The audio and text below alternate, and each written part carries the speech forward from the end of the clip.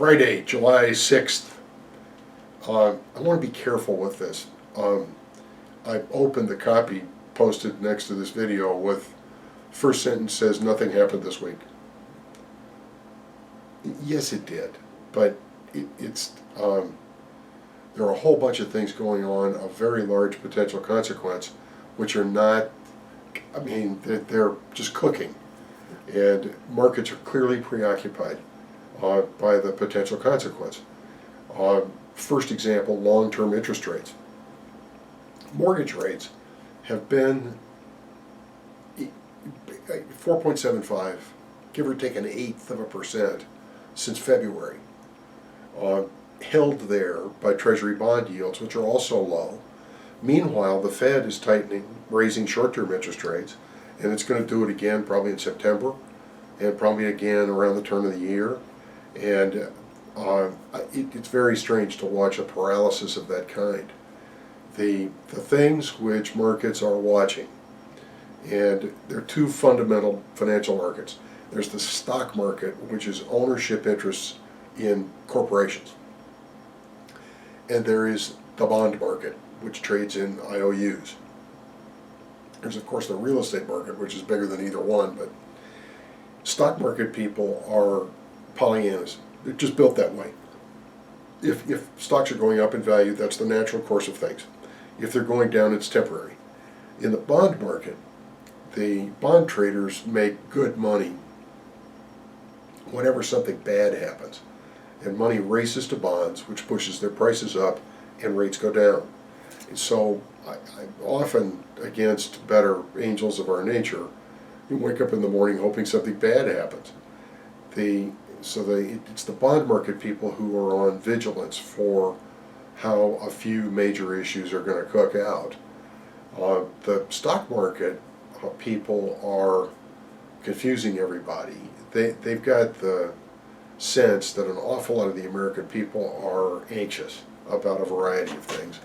Politics one of them, economics another one. And so they print all kinds of apocalyptic forecasts with the tagline that we understand them, we know what to do about them, and you should give us all of your money. But they don't really mean it. The bond guys mean it. To have long-term rates stay put this long in a period when the Fed is raising the cost of money is most unusual. And it's not a recession forecast. That's not what's in any of this. The big things that are ahead are this tariff business and trade war. Almost everybody knows that it's a bad idea. But there's schoolyard principles involved. The first big efforts to improve global trade began at the tag end of World War II at a conference at Bretton Woods in 1944. Since then, the General Agreement of Tariffs and Trades, GATT, gave way to the WTO, all kinds of trade agreements, all of which were group efforts. Groups ganging up on individual countries, groups dealing with each other, and always doing so in private, leaking not a word, because their parliaments and congresses couldn't be trusted with the work.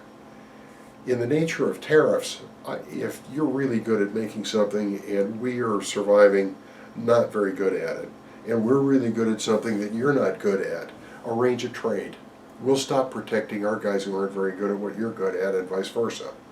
When it comes time to make that trade, you don't want to turn Congress loose on it. They can't deal with it. They can't apply the sacrifice to Ohio in favor of Michigan. The 1944 is a long time ago. This is 70 years that we have been improving the character of global trade by careful, quiet group negotiations.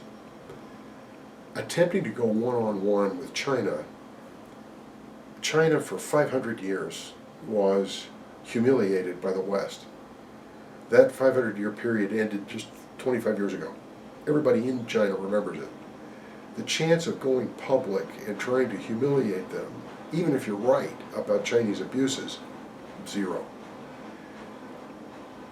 The next one, Mr. Trump goes to Europe early next week to negotiate or lecture NATO. Matters a lot. North Korea, for all the world, intelligence leaks looks as though there's no deal of any kind with North Korea.